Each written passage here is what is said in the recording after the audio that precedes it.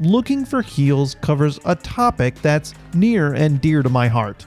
You play as a healer inside an MMO. After being betrayed in their last guild, they decide to start a new one.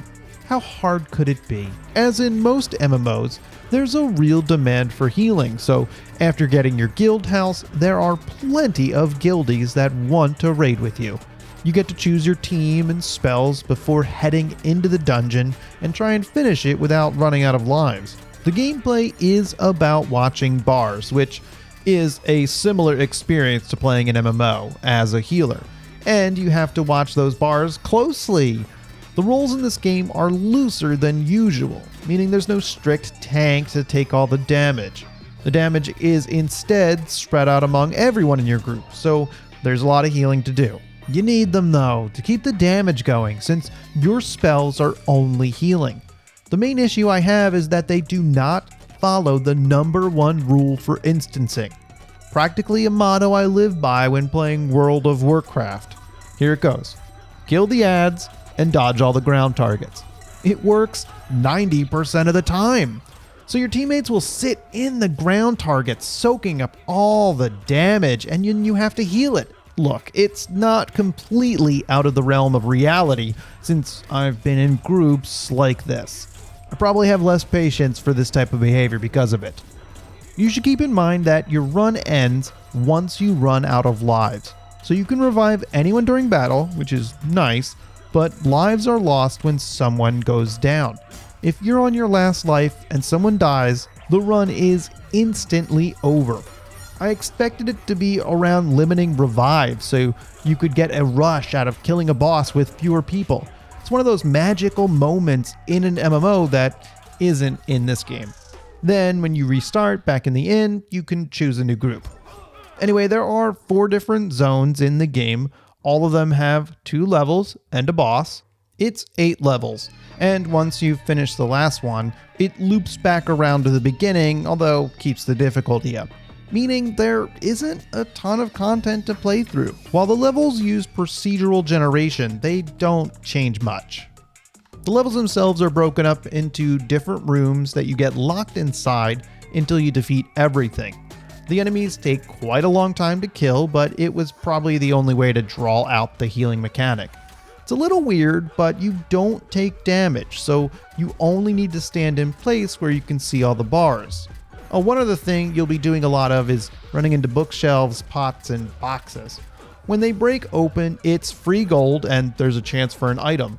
I'm glad the healer speeds up when there are no enemies, but I got a little tired of running around to the edge of every room.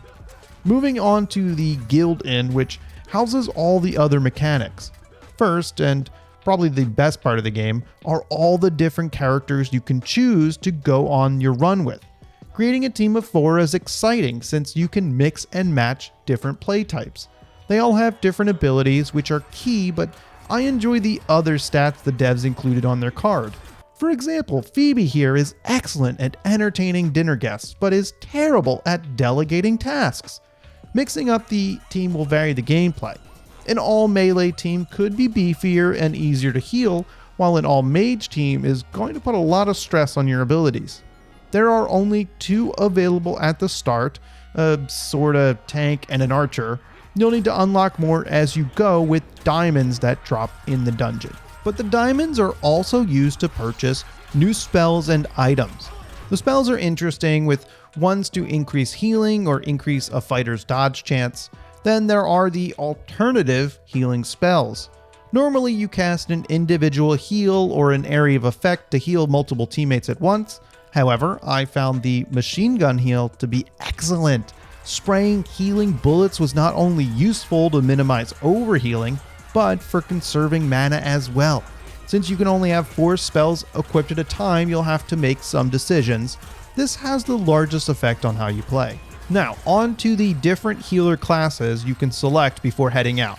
The Priest is your starting class, and it has the most mana. Next is the Elementalist, who freezes enemies nearby on first strike. I'm still a little confused about what first strike is, since the healer doesn't attack. For the others, you'll have to find out on your own, but they each have a different special ability to alter how you play. Finally, the visuals of looking for heals are pretty dang good. I especially like how each character design changes when you select them. That way you don't have to have two of these same generic looking characters. In the dungeon, the effects can get a little busy, but the health bars always stand out, so there's no worries. Overall, looking for heals is a great concept. The gameplay is solid, it's cute, and I got caught up trying to beat the game. However, is it enough? As someone who plays only healer, it's exactly what I expected. But healing isn't the only reason I play healer. First, I don't trust other people to be able to handle the task. And second, it's much easier to find a group. Looking for heals is missing the social component that makes healing worth it. Not to mention interface and add-ons and all that jazz, you know exactly what I'm talking about. Now, I'm not planning to give it another go, but I wish there was something that made another run worth it.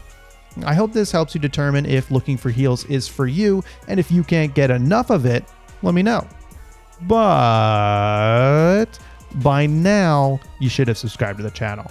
For more videos like this, of course. If live is more your speed, then you should follow me at twitch.tv/peppage. I've been having fun playing games with my wife. I hope to see you there.